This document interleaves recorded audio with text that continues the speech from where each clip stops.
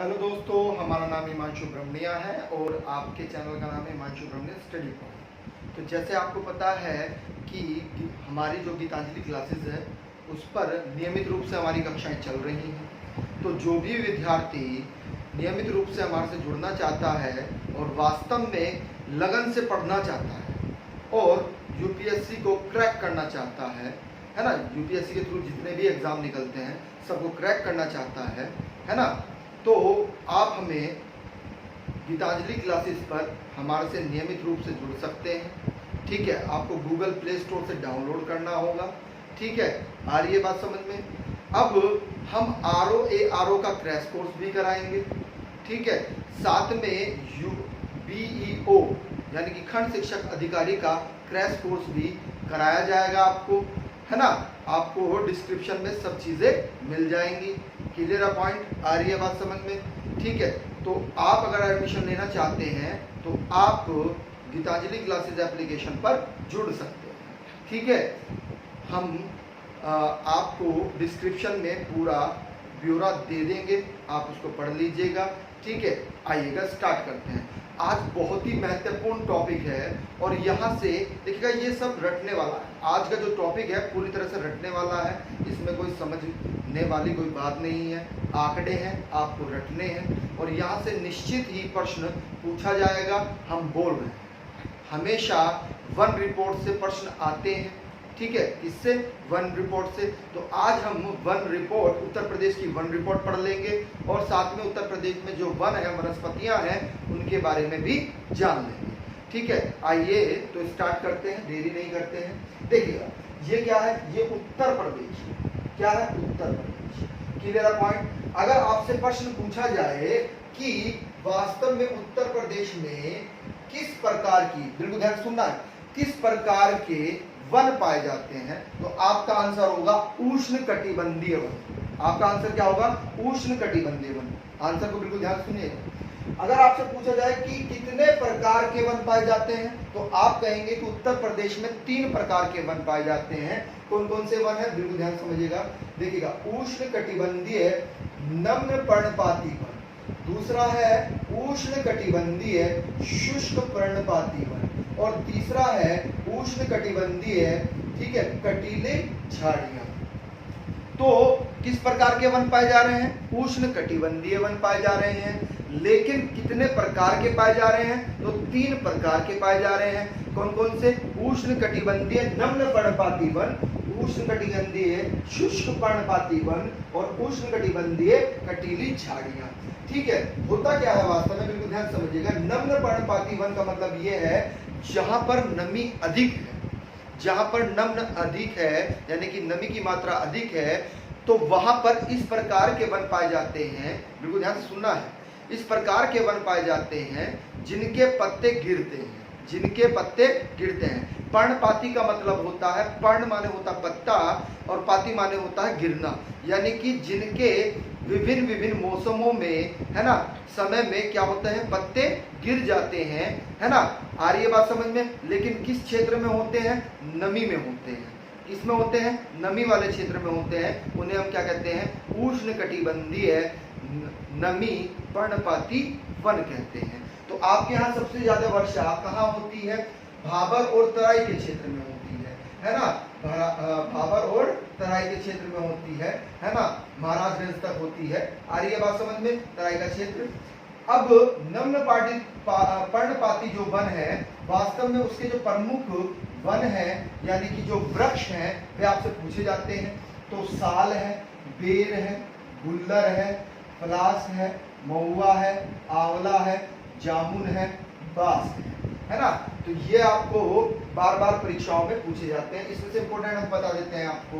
एक तो साल बहुत पूछा जाता है, आंवला पूछा जाता है और बांस पूछा जाता है।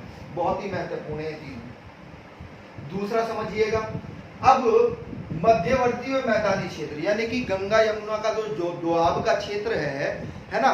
दोआब क्या होता है, दोआब क्षेत्र दो नदियों के बीच की जो उपजाऊ भूमि होती है उसे क्या कहा जाता है, दोआब क्षेत्र कहते हैं। क्या कहते हैं, दोआब क्षेत्र।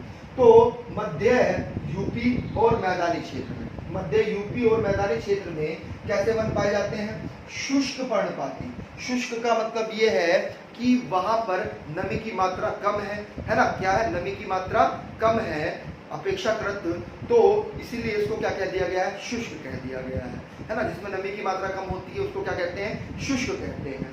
तो शुष्क पर्णपाती वन है, इसमें आपका नीम, पीपल, शीशम है ना, अम्ल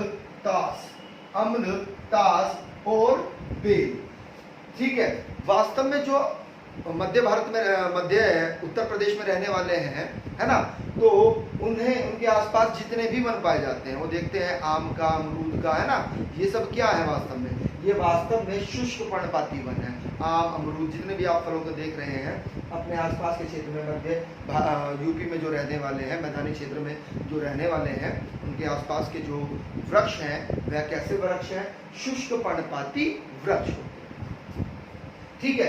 इसमें महत्वपूर्ण आपसे शीशम पूछा जाता है, ठीक है, नीम पूछा जाता है, बेल पूछा जाता है, आम पूछा जाता है ना, आम भी पूछा जाता है, अमरूद भी पूछा जाता है। तो ये इसकी क्या है, महत्वपूर्ण वृक्ष है। तीसरा आइएगा, देखिएगा ये क्या है, वास्तव में ये पठारी क्षेत्र है ना, ये क्या है, वास्तव में पठारी क्षेत्र है, जो प्रायद्वीपीय पठार का उत्तरी भाग है। जो प्रायद्वीपीय पठार का उत्तरी भाग है वह उत्तर प्रदेश तक चले गया है ना, ललितपुर से लेकर सोनभद्र तक। कहां से, ललितपुर से लेकर सोनभद्र तक चले गया है ना। तो वास्तव में अब आप समझिएगा यहाँ पर कौन से वन पाए जाते हैं, उष्ण कटिबंधीय कटीली झाड़ियां पाई जाती हैं।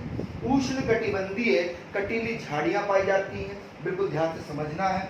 उष्ण का मतलब होता है गर्म, उष्ण का मतलब क्या होता है, गर्म। क्लियर है पॉइंट, आ रही है बात समझ में। तो यहाँ पर गर्मी अधिक होती है ना, यहाँ पर क्या होती है, गर्मी अधिक होती है, वर्षा की मात्रा कम है, यहाँ पर किसकी, वर्षा की मात्रा कम है। तो जिसके कारण क्या हुआ, वास्तव में यहाँ पर कटीली झाड़ियाँ, घास, आक्रेशिया, फूलिया, कत्था और कोको। ठीक है, कोको, कै आधा कै और कोको। ठीक है।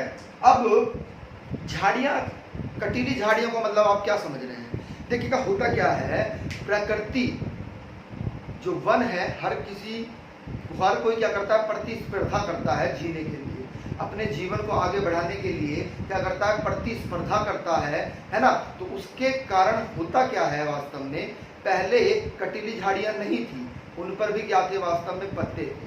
अब पत्तों ने किसका आकार ले लिया है, वास्तव में पत्तों ने किसका, कांटों का आकार ले लिया है। क्योंकि होता क्या है कि पौधों को, जो कटीली झाड़ियां हैं, उनको भी नमी की आवश्यकता होती है। जब नमी की आवश्यकता होती है अर्थात जल की आवश्यकता होती है, और जल पर्याप्त मात्रा में उनको नहीं मिल पाता है, पर्याप्त मात्रा में उनको जल नहीं मिल पाता है, तो करोड़ों वर्षों के बाद, लाखों वर्षों के बाद क्या किया, उन्होंने अपना रूपांतरण कर लिया। पत्तियों ने किसका रूपांतरण कर लिया, कांटों का रूपांतरण कर लिया है। बात समझ में आ रही है, यानी कि कांटे पहले क्या थे, वास्तव में पत्ती थे, है ना, और पत्ती क्या कर रही है, पत्ती ने रूपांतरण कर लिया है किसमें, कांटों में। क्योंकि पत्ते क्या करते हैं, पत्तों पर, है ना, क्या होते हैं, पर्ण छिद्र होते हैं, जिसके माध्यम से क्या होता है, वाष्पीकरण होता है। क्या होता है, वाष्पीकरण होता है। तो वाष्पीकरण के क्रम में होता क्या है कि जो भूमिगत जल होता है, भूम जल होता है, जाइलम द्वारा अंदर जाता है, और जाने के बाद में पत्तियों के द्वारा क्या होता है, बाष्पोत्सर्जन की क्रिया होती है, उसमें जल की आवश्यकता होती है, और वहाँ पर जल नहीं है, तो अपना जीवन तो उनको बचाना ही है, तो उन्होंने रूपांतरण किसमें कर लिया, कांटों में कर लिया। बात समझ में आ रही है, ठीक है। आइए देखिएगा अगला फैक्ट समझिएगा, वन अनुसंधानशाला पहले उत्तर प्रदेश में ही थी। आपको पता है कि पहले उत्तराखंड उत्तर प्रदेश का ही भाग था। बात समझ में आ रही है। तो वर्तमान में कहां पर है, देहरादून में है, और उत्तराखंड में। कहां पर है, उत्तराखंड में। वास्तव में बिल्कुल ध्यान से समझिएगा, वन अनुसंधानशाला जो है वह कहां पर है, देहरादून में है। यहाँ पर यूपी, बिल्कुल ध्यान समझिएगा, आप लिखिएगा, नोट करके लिखिएगा इसको, कि यूपी के वन सेवा के अधिकारी, यूपी के वन सेवा के अधिकारी व कर्मचारी जो अपना प्रशिक्षण लेते हैं वह कहाँ पर लेते हैं, देहरादून में ही लेते हैं। क्योंकि यहाँ पर ही वास्तव में भारतीय वन, यहाँ पर ही क्या है, भारतीय वन महाविद्यालय स्थित है। ये भी प्रश्न पूछ लिया जाता है कि भारतीय वन महाविद्यालय कहाँ पर स्थित है, तो उत्तराखंड में ही स्थित है। ठीक है, अब से प्रश्न पूछा जाता है पारिस्थितिकी आतंकवादी किसको कहा जाता है, किस वृक्ष को कहा जाता है, तो यूकेलिप्टिस को कहा जाता है। इसको समझ लीजिएगा, यूकेलिप्टिस को क्यों कहा जाता है, क्योंकि वास्तव में यूकेलिप्टिस सबसे ज्यादा जल ग्रहण करने की क्षमता उसके अंदर होती है, यानी कि जो भौम जल होता है, भूमि में अंदर जल होता है, तो उससे क्या करता है, नमी बहुत ज्यादा लेता है, जिसके कारण क्या हो जाती है, आसपास की जो यहाँ पर यूकेलिप्टिस लगता है वहाँ पर नमी की मात्रा कम हो जाती है, जिससे भूमि क्या हो जाती है, बंजर हो जाती है। इससे भूमि क्या हो जाती है, बंजर हो जाती है, क्योंकि वहाँ पर नमी की मात्रा नहीं होती। सबसे ज्यादा नमी लेने वाला वृक्ष भी यूकेलिप्टिस ही है, ध्यान रखिएगा। ठीक है, तो इसीलिए इसको क्या कहा जाता है, प्रकृति का आतंकवाद कहते हैं। पॉइंट क्लियर है। आइए देखिएगा, कागज की प्रमुख केंद्र कहाँ पर है, कागज का प्रमुख केंद्र सहारनपुर में है। ये यहाँ पर सहारनपुर का क्षेत्र है ना, ये क्या है, सहारनपुर है ना। सबसे उत्तरी जिला कौन सा है हमारा, सहारनपुर है, तो सहारनपुर में क्या है, कागज का प्रमुख केंद्र है। लकड़ी के खिलौने कहाँ बनते हैं भाई, दो जिले याद रखने हैं आपको, सोनभद्र और वाराणसी में बनते हैं। कहाँ पर, सोनभद्र और वाराणसी में। बैग फर्नीचर और कत्था है ना, पान में खाया जाता है ना कत्था, कत्था माचिस व प्लाईवुड है ना, इसके कारखाने कहाँ पर हैं, तो इसके बरेली, नजीबाबाद में है ना। धामपुर नगीना पड़ता है ना, धामपुर नगीना पड़ता है बिजनौर में है ना, ध्यान रखिएगा, बिजनौर में, तो वहीं पर है नजीबाबाद है ना। धामपुर नगीना में ही बिजनौर में पड़ता है क्या, नजीबाबाद, तो वास्तव में नजीबाबाद में है। ज्वालापुर है ना, ज्वालापुर में है, ये अभी उत्तराखंड में चले गया है, कहाँ, ज्वालापुर अब उत्तराखंड में चले गया है। क्लियर है पॉइंट। आइएगा अगला फैक्ट समझिएगा, देखिएगा, बीड़ी चीनी मिट्टी के खिलौने कहाँ कहाँ पर बनते हैं भाई, मिर्जापुर में बनते हैं और झांसी में, दो जिले याद रखने हैं। प्रश्न ये भी पूछा गया है कि वास्तव में बीड़ी जो है वह किस वृक्ष के पत्ते से बनती है, किस वृक्ष के पत्ते से बनती है, तो वास्तव में तेंदु वृक्ष जो है तो उसके पत्ते से क्या बनती है, बीड़ी बनती है। क्लियर है पॉइंट। अब कुछ योजना है, इसको समझ लीजिएगा है ना। आइएगा, गंगा हरितम अभियान, ठीक है, के फैतम योजना है ना, ये योजना क्यों चलाई गई, इसका उद्देश्य क्या था, इसको समझिएगा। वास्तव में हरियाली के लिए यह योजना चलाई गई थी। क्यों हरियाली, कैसे, यानी कि गंगा के पास में जो 27 जिले हैं, कितने, गंगा के किनारे जो 27 जिले हैं उनमें 1 किलोमीटर तक हरियाली फैलाने का कार्य इस योजना के तहत किया गया था। और यह वास्तव में ध्यान रखिएगा 7 अप्रैल से लेकर 16 अप्रैल 2018 तक चली थी। कितने, बिल्कुल ध्यान से समझिएगा, 7 अप्रैल, लिख लीजिएगा इसको, 7 अप्रैल से लेकर 16 अप्रैल तक 2018 में चली थी। ठीक है, अगला, ऑपरेशन ग्रीन किससे संबंधित है, तो ऑपरेशन ग्रीन वास्तव में वन विस्तार से संबंधित है। किससे, वन विस्तार से संबंधित है। अगला प्रश्न, उत्तर प्रदेश में सामाजिक विनिकी योजना कब आरंभ हुई, तो 1976 में आरंभ हुई। कब आरंभ हुई, 1976 में आरंभ हुई। उत्तर प्रदेश वन निगम की स्थापना कब की गई, तो 25 नवंबर 1974 में की गई। कब की गई, 25 नवंबर 1974 में की गई। अगला प्रश्न समझिएगा, हरित पट्टी योजना कब आरंभ हुई, वास्तव में 2013 में आरंभ हुई। इसका उद्देश्य क्या था, वास्तव में जो यूपी में सार्वजनिक स्थल है ना, उत्तर प्रदेश में जो सार्वजनिक स्थल है उसमें वृक्षारोपण के लिए यह योजना चलाई गई। ठीक है, वृक्ष बंधु पुरस्कार योजना 2007 और 8 में चली थी। ठीक है, इसमें क्या था, वास्तव में इसमें वृक्षारोपण को बढ़ावा देना, इसका उद्देश्य क्या था, वृक्षारोपण को बढ़ावा देना। अंतर समझिएगा, ये हरित पट्टी योजना जो है वह वास्तव में सार्वजनिक स्थलों पर वृक्षारोपण के लिए, लेकिन वृक्ष बंधु पुरस्कार योजना जो चलाई गई थी 2007-8 में, ये वास्तव में वृक्षारोपण को बढ़ावा देने के लिए चलाई गई थी। क्लियर है पॉइंट। हाँ, लिखना है, ये सब चीजें जो हम बता रहे हैं ये आपको लिखना है क्योंकि कथन निष्कर्ष में ये प्रश्न बनते हैं, आपको कंफ्यूज किया जाता है तथ्यात्मक रूप से। आइएगा वन रिपोर्ट को पढ़ते हैं। देखिएगा India state forest report, India state forest report दो, देखिएगा वास्तव में बिल्कुल ध्यान से समझना है। अब की बार जो रिपोर्ट आई है वह क्रम में कौन सी है, प्रश्न ये भी बन जाता है। तो ये वास्तव में 16वीं रिपोर्ट है, और इससे पहले जो रिपोर्ट आई थी वह कौन सी थी, वह 15वीं रिपोर्ट थी। और हमेशा ध्यान रखिएगा कि जो वन रिपोर्ट आती है वह 2 वर्ष में आती है। आ रही है बात समझ में? यानी कि ये 2019 में आई है, तो इससे पहले कब आई थी 15वीं वन रिपोर्ट? 15वीं वन रिपोर्ट 2017 में आई थी। क्लियर है पॉइंट? यह किस विभाग के द्वारा प्रकाशित होती है? तो भारतीय वन संरक्षण द्वारा यह प्रकाशित होती है।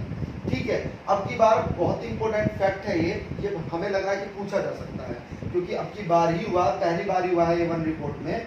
देखिएगा पौधों को और वनस्पतियों को 16 भागों में विभाजित किया गया है।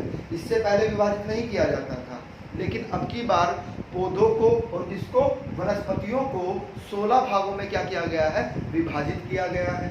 आगे देखिएगा केंद्रीय वन व पर्यावरण व जलवायु परिवर्तन मंत्री कौन है वर्तमान में? प्रकाश जावड़ेकर जी हैं। इन्होंने 30 दिसंबर 2019 में क्या किया था, इसको प्रकाशित किया था। आ रही है बात समझ में? यह द्विवर्षीय है, अभी हमने बताया। अगर आपसे पूछा जाए कि भारत की पहली वन रिपोर्ट कब आई थी, तो वास्तव में 1987 में आई थी। कब आई थी? 1987 में आई थी। अगला पॉइंट बहुत इंपॉर्टेंट कि वास्तव में ये क्या है, ये रिपोर्ट किस प्रकार से आती है, कैसे आंकड़े लिए जाते हैं। तो वास्तव में समझिएगा, जो उपग्रह है जिसका नाम क्या है, रिसोर्सर सेट 2, याद रखिएगा ना, रिसोर्सर सेट 2 की सहायता से यह ऊपर होता क्या, उपग्रह छोड़ दिया है ना, वो क्या कर रहा है, फोटोग्राफी कर रहा है, कैमरा लगा दिया गया है ना, तो वो क्या कर रहा है, फोटोग्राफी कर रहा है, और वही फोटो क्या करते हैं, यह आंकड़ों को सम्मिलित करते हैं, है ना। तो यह उपग्रह का नाम याद रखिएगा, रिसोर्सर सेट 2 की सहायता से ये रिपोर्ट दी जाती है, अर्थात ये आंकड़े दिए जाते हैं। ठीक है, अब समझिएगा राष्ट्रीय वन नीति यह कब लागू हुई थी भाई? वास्तव में 1988 में लागू हुई थी, और 1988 में जब लागू हुई तो देखिएगा 33.33% यह थी, है ना, क्षेत्रफल पर थी, लगाई गई थी। और पहाड़ी क्षेत्र में कितनी? पहाड़ी क्षेत्र में 66.67% पर। Clear point? यानी कि जो हमारे यहाँ पर पहाड़ी क्षेत्र है वह कितना है, वास्तव में हमारे यहाँ पहाड़ी क्षेत्र 66.67% है, जबकि मैदानी क्षेत्र आप कह सकते हैं कितना है, 33.33%। ठीक है, अब यहाँ से प्रश्न निश्चित बनेगा, क्योंकि यहाँ से प्रश्न बार बार बनते आए हैं, तो बनेंगे। ये आंकड़े बहुत ही इंपॉर्टेंट है, आपको एक एक पॉइंट को रखना है।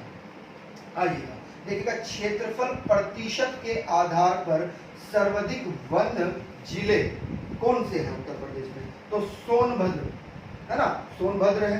सोनभद्र में कितने प्रतिशत है भाई? तो 36.79% है।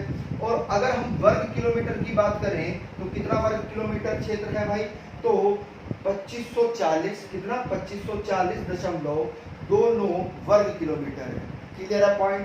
अब अगर आप पूछें कि वृद्धि हुई है कि हानि हुई है या कमी हुई है, तो वास्तव में अब की बार जो रिपोर्ट आई है, तुलना की पहली रिपोर्ट से 2017 में जो रिपोर्ट आई थी 15वीं, अब 16वीं आई है 2019 में, अगर हम तुलना करें तो वास्तव में इसमें वृद्धि हुई है कितनी? 1.29 की इसमें क्या हुई है, वृद्धि हुई है। क्लियर है पॉइंट? आ रही है बात समझ में? अगर हम दूसरी बात करें, दूसरे नंबर पे कौन है? चंदौली है, 22.25%। ठीक है, कितने क्षेत्रफल प्रतिशत कितना है? 22.25% है। अगर हम वर्ग किलोमीटर की बात करें तो 565.26 वर्ग किलोमीटर है, तो इसमें भी वृद्धि हुई है। कितनी? 0.26 की इसमें क्या हुई है, वृद्धि हुई है वर्ग किलोमीटर। ठीक है। तीसरा जिला कौन सा है? पीलीभीत है। तीसरे नंबर पर कौन आता है? पीलीभीत। पीलीभीत में वास्तव में कितने प्रतिशत है? 18.64% है ना। और वर्ग किलोमीटर की अगर हम बात करें तो 687.11 किलोमीटर वर्ग किलोमीटर है। इसमें क्या हुई है? वास्तव में इसमें कमी हुई है ना। तुलना करें अगर हम रिपोर्ट की 16वीं और 15वीं रिपोर्ट की, तो इसमें कमी आई है 0.89 की इसमें वर्ग किलोमीटर में क्या आई है? कमी आई है ना। चौथा जिला मिर्जापुर है। मिर्जापुर में 18.25% है, ठीक है। और अगर हम क्षेत्रफल की बात करें तो 803.73 वर्ग किलोमीटर इसका क्षेत्रफल है, ठीक है। इसमें भी क्या आई है भैया? इसमें भी कमी आई है। कितनी कमी आई है? 1.27 की इसमें कमी आई है। अगला है चित्रकूट। चित्रकूट में अगर हम बात करें प्रतिशत की तो 18.23% है, जबकि क्षेत्रफल की बात करें तो 586.40 वर्ग किलोमीटर है। इसमें क्या हुई है? वृद्धि हुई है। कितना? 0.40 की इसमें क्या हुई है? वृद्धि हुई है। यानी कि कमी दो जिलों में दिखाई दे रही है आपको स्पष्ट रूप से। एक किसमें दिखाई दे रही है? एक चित्रकूट में दिखाई दे रही है, एक मिर्जापुर में दिखाई दे रही है और एक पीलीभीत में दिखाई दे रही है। इसमें पीलीभीत और मिर्जापुर घुमाकर प्रश्न पूछ सकता है आपसे, है ना। तो किस जिलों में कमी आई है ना। आइए अगला देखिएगा कि न्यूनतम वन क्षेत्रफल प्रतिशत के आधार पर। अब तो आपने सर्वाधिक वन जिले देख लिए, अब न्यूनतम भी देख लेते हैं। तो देखिएगा भदोई जो संत रविदास नगर में है ना। आ रही है बात समझ में? तो इसमें कितना वर्ग किलोमीटर है? 0.12 वर्ग किलोमीटर है। और इसमें कितनी कमी आई है? 0.31 की कमी आई है। मैनपुरी की बात करें तो मैनपुरी दूसरे स्थान पर है ना। इसमें क्या हुआ भाई? वर्ग की बात करें, वर्ग किलोमीटर की बात करें तो 13.64 वर्ग किलोमीटर इसका क्षेत्र है, ठीक है। और इसमें भी कमी आई है, 0.94 की इसमें कमी आई है।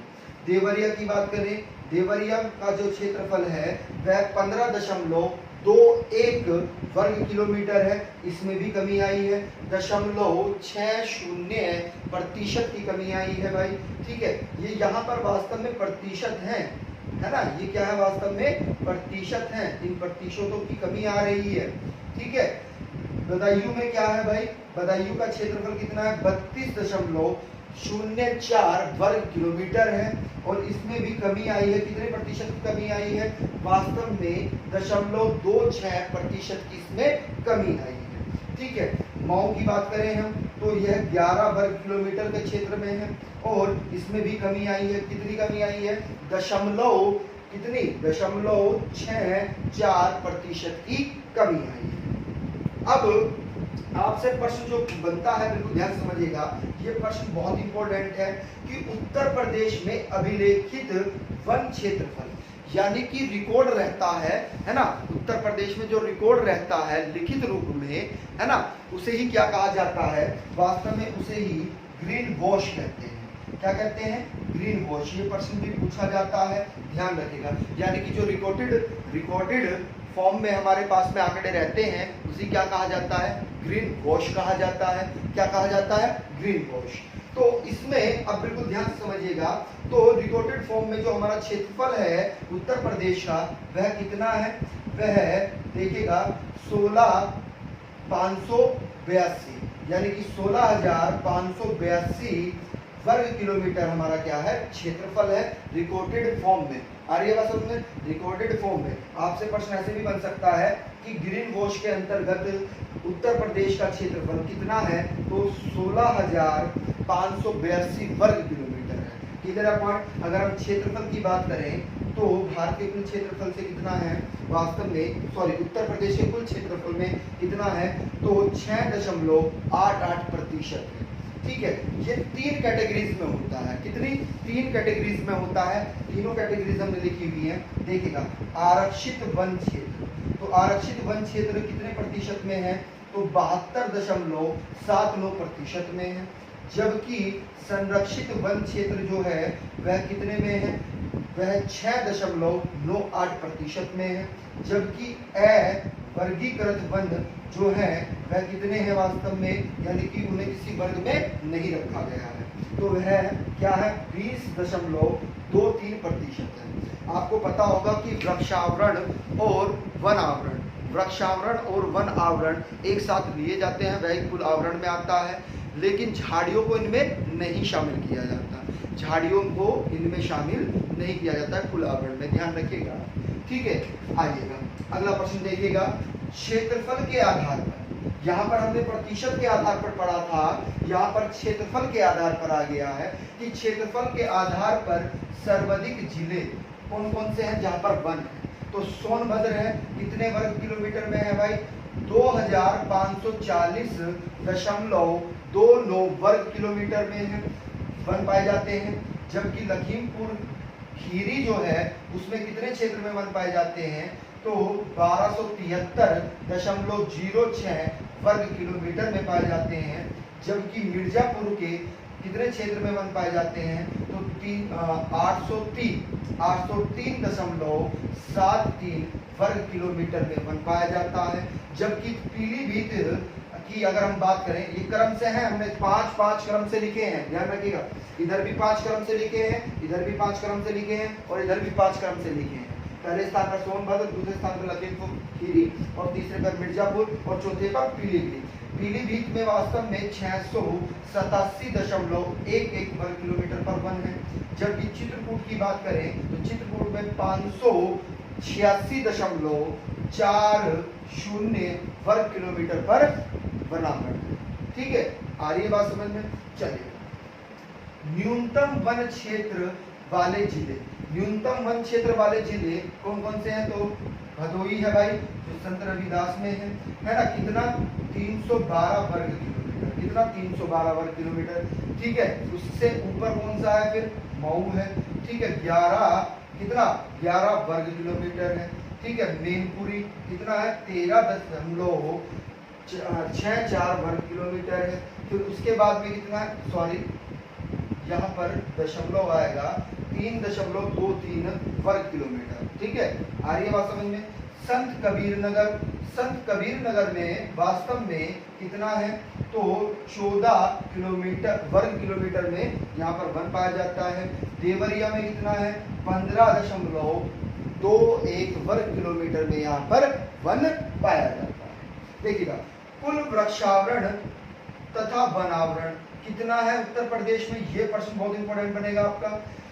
क्यों, क्योंकि वह कुल वृक्षावरण भी पूछ रहा है और वनावरण भी पूछ रहा है ना। तो कितना है, 9.19% है ना। अगर क्षेत्रफल की दृष्टि से देखें तो कितना है, 22,147.65 वर्ग किलोमीटर है क्षेत्रफल के अकॉर्डिंग। प्रतिशत के अकॉर्डिंग कितना है, 9.19% है। जबकि क्षेत्रफल की दृष्टि से देखें तो 22,147.65 वर्ग किलोमीटर है। ठीक है, अगर कुल झाड़ियों की बात करें, क्योंकि इसमें हम उनको झाड़ियों को समाहित नहीं करते हैं वनावरण में, क्लियर है पॉइंट। तो यह कितने प्रतिशत पे है, 0.24% पे है, कितना 0.24% पे। लेकिन अगर हम क्षेत्रफल की बात करें कि कितना वर्ग क्षेत्रफल है, तो 586.52 वर्ग किलोमीटर है।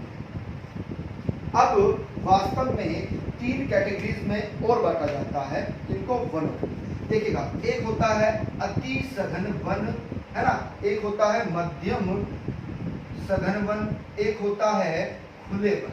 ठीक है, तो इसमें कंपैरिजन आपसे पूछी जाती है, बहुत ही इंपॉर्टेंट फैक्ट है ये भी, बार बार प्रश्न यहाँ से बनता है। तो समझिएगा बिल्कुल ध्यान से कि अति सघन वन में जो वृद्धि हुई है वह शून्य हुई है। कितनी, शून्य, कुछ भी वृद्धि नहीं हुई है। अगर हम बात करें कि उत्तर प्रदेश में अति सघन वन कितने क्षेत्रफल में पाए जाते हैं, तो वास्तव में वह 2195 वर्ग किलोमीटर में पाए जाते हैं। वास्तव में ये भाबर और तराई वाला ही क्षेत्र है।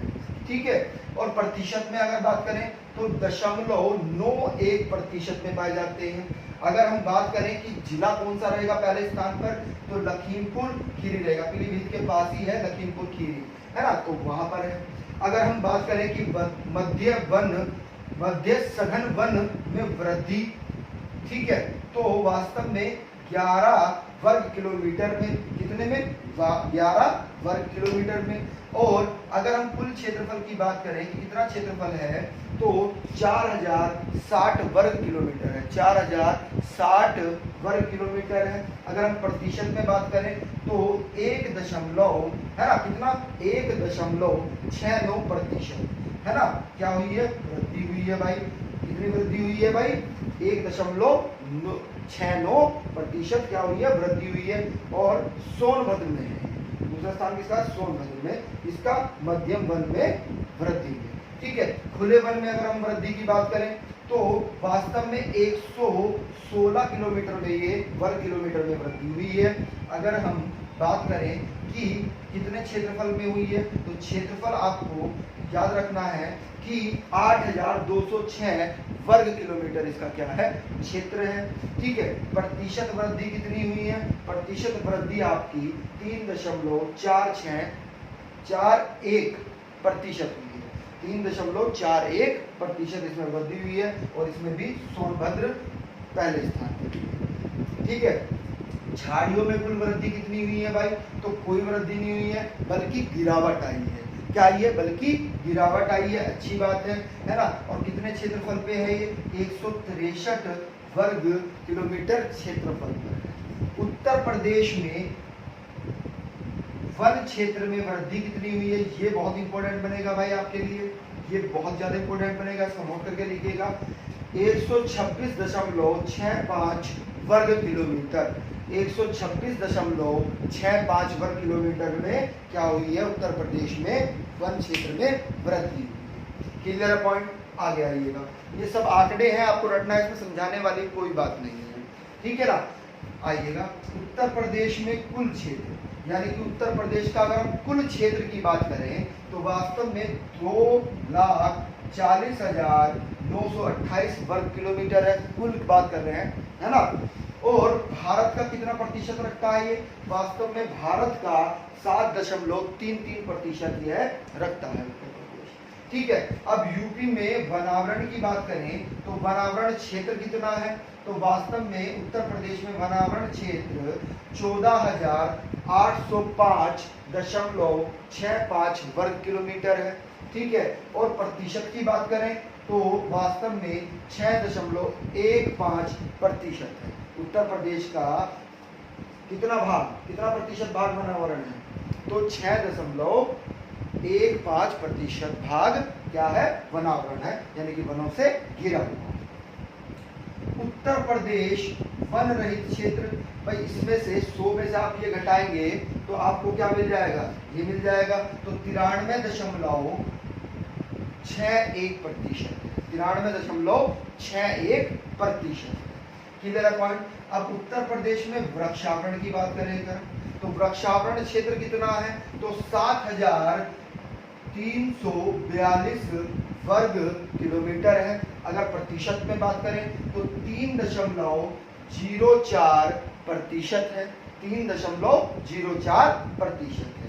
अगर हम बात करें कि उत्तर प्रदेश में वनावरण में कितनी कमी हुई है, तो वास्तव में 100 वर्ग किलोमीटर की क्या आई है, कमी आई है, 100 वर्ग किलोमीटर की कमी आई है, किसमें, वृक्षावरण में, ठीक है।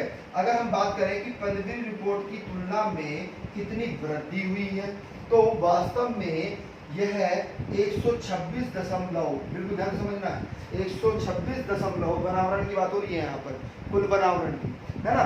तो उसमें आपका वृक्षावरण और वनावरण दोनों आ जाएंगे कुल आवरण में। कुल वनावरण में दोनों चीजें आती हैं, झाड़ियों को शामिल नहीं करते हैं। तो 126.65 वर्ग किलोमीटर, ठीक है, वृद्धि हुई है, ठीक है। अगर हम बात करें कि अति सघन वन, क्या अति सघन वन, है ना, तो किसकी बात हो रही थी, यहाँ पर जो बात करी जा रही थी, यहाँ पर उत्तर प्रदेश की बात की जा रही थी, लेकिन यहाँ पर किसकी बात करी जा रही है, यहाँ पर वास्तव में पूरे भारत की बात की जा रही है, सॉरी उत्तर प्रदेश के वनावरण की बात की जा रही है, इसकी खाली वनावरण की बात की जा रही है। क्लियर है पॉइंट, आ रही है बात समझ में। तो अति सघन वन है ना, अति सघन वन यहाँ पर वृद्धि के मामले में हमने बोला था, यहाँ पर प्रतिशत के मामले में ले रहे हैं। ठीक है, आइए तो कितनी हुई है भाई, 1.09% की क्या हुई है इसमें, वास्तव में अति सघन वन पाया जाता है। यहाँ पर वृद्धि की गई है या कमी, ठीक है, वृद्धि की बात हो रही है, यहाँ पर क्षेत्र की बात हो रही है, कुल बात समझ में आ रही है ना। ये आंकड़ा अलग है, ये आंकड़ा अलग है, यहाँ पर हम विस्तृत रूप से बात कर रहे हैं, लेकिन यहाँ पर हम वृद्धि की बात कर रहे हैं। किसकी बात कर रहे हैं, वृद्धि की बात कर रहे हैं। कितने पॉइंट, तो अति सघन वन कितने क्षेत्रफल में है उत्तर प्रदेश में भाई, यानी कि वनावरण, तो 1.09% है। क्षेत्रफल की बात करें अगर हम 2616.43 वर्ग किलोमीटर में। अगर हम मध्यम सघन वन की बात करें तो कितने प्रतिशत है भाई, 1.69% पर है भाई। और अगर हम बात करें कि कितने वर्ग किलोमीटर में है तो 40, बिल्कुल ध्यान से समझिएगा, 4080.04 वर्ग किलोमीटर क्षेत्रफल पर वनावरण उत्तर प्रदेश में पाया जाता है। खुले वन की बात करें अगर हम तो खुले वन में 3.37% है। अगर हम क्षेत्रफल वर्ग किलोमीटर में बात करें तो 8118 वर्ग किलोमीटर में है। अब ये भी प्रश्न बहुत इंपोर्टेंट बनेगा आपका, क्योंकि यहाँ पर भी परीक्षाओं में प्रश्न पूछे जाते हैं। ठीक है, आइएगा बिल्कुल ध्यान से समझिएगा। देखिए यूपी में कार्बन स्टॉक, अब कार्बन स्टॉक का मतलब क्या है, यानी कि कार्बन जब, बिल्कुल ध्यान समझना है, आपको जो प्राकृतिक गैस प्राप्त होती है वह कैसे प्राप्त होती है, प्राकृतिक गैस या पेट्रोलियम या कोयला कैसे प्राप्त होता है, जब लकड़ियां क्या हो जाती हैं, गल सड़ जाती हैं, तो आपको क्या प्राप्त होता है, कोयला प्राप्त होता है। जब जीव जंतु गल सड़ जाते हैं तब आपको क्या प्राप्त होता है, पेट्रोलियम प्राप्त होता है या डीजल प्राप्त होता है, मिट्टी तेल प्राप्त होता है। ठीक है, क्लियर है पॉइंट। और गैस कैसे, जब वह दोनों चीजें गल सड़ जाती हैं, यानी कि वृक्ष हो या फिर जीव जंतु हो, है ना, आ रही है बात समझ। जब वे सड़ गल जाते हैं तो वास्तव में उनमें क्या बनती है, गैस बनती है, उसके कारण ही आपको क्या मिलता है, प्राकृतिक गैस मिलता है ना। इसे हम इंडियन ज्योग्राफी में विस्तृत रूप से आपको पढ़ाएंगे जब कोयला संसाधन पढ़ाएंगे या पेट्रोलियम संसाधन पढ़ाएंगे। ठीक है, क्लियर है पॉइंट, आइएगा। तो वास्तव में CO2 की मात्रा यहाँ पर ली जाती है, कार्बन डाइऑक्साइड की मात्रा कार्बन से क्या किया जाता है, लिया जाता है। तो ये प्रश्न भी बहुत इंपॉर्टेंट है, यहाँ से भी प्रश्न अधिकतर बनता है। आइएगा देखिएगा, वनों में कार्बन, यानी कि उत्तर प्रदेश में वनों में कार्बन कितना है वास्तव में, तो बिल्कुल ध्यान से समझना है।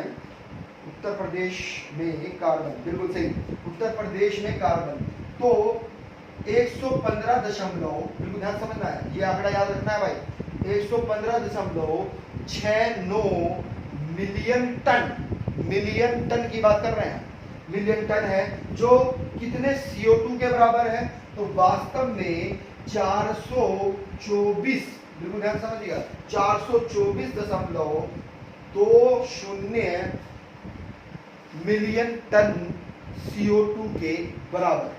बहुत इंपॉर्टेंट फैक्ट था, है ना। दोबारा रिपीट कर रहे हैं, ध्यान समझिएगा कि वनों में कार्बन कितना है, तो 115.69 मिलियन टन क्या है, कार्बन।